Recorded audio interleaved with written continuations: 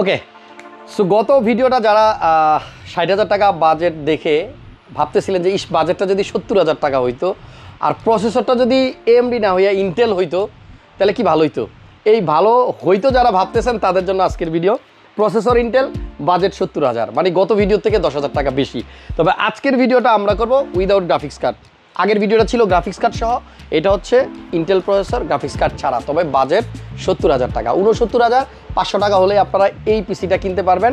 এই ৬৯,৫০০ টাকার মধ্যে কি কি কম্পোনেন্ট আছে, কোনটার দাম কত, আরও ডিটেলসে আলাপ করব ইন্ট্রোর পরে।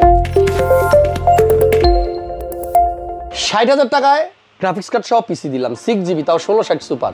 এবার গ্রাফিক্স কার্ড ছাড়া পিসি ৭০,০০০ টাকা। হঠাৎ করে কেউ এটা শুনলেন একটা ধাক্কা খাবে। এবার আপনাকে বলি, এই যে প্রসেসরটা দেখতেছেন, এই প্রসেসরটার প্রাইস হচ্ছে ২৮,০০০ টাকার মতো। মানে এতগুলো কম্পোনেন্টের মধ্যে শুধু প্রসেসরের দামে যদি ২৮,০০০ টাকা হয়, তাহলে বাদ বাকি টাকা কত ৭০,০০০ টাকার মধ্যে? ধরেন ৫০,০০০ টাকার মতো, তাহলে না ৫০টা ৪০,০০০ টাকার মতো। সো ৪০,০০০ টাকার মধ্যে কিন্তু এই বাকি কম্পোনেন্টগুলোকে আমাদের চুজ করতে হবে।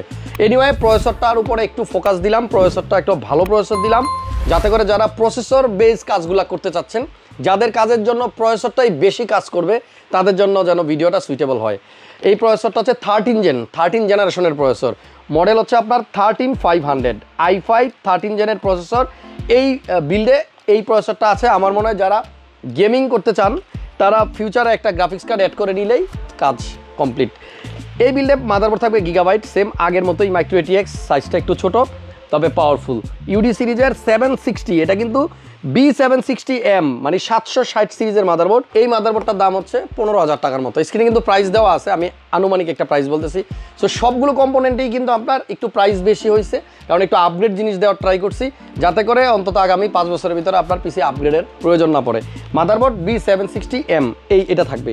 এবং আজকের এই বিল্ডে আমরা র্যাম দিছি আবার কোর্সায়ার ভেনজেন্স LPX 3200 মেগাহার্টজের 16GB DDR4 RAM, lifetime warranty সহ অরিজিনাল র্যাম এবং অথেন্টিক প্রোডাক্ট। সাথে আপনার একটা SSD আছে XOC, এবং এই SSDটা রিড স্পিডটা দেখেন, এটা রিড স্পিড হচ্ছে 3500 Mbps আপ টু, আর রাইট স্পিড হচ্ছে 3200 আপ টু মিনস সর্বোচ্চটা আর কি, আপনি একটু কম বেশি পাবেন।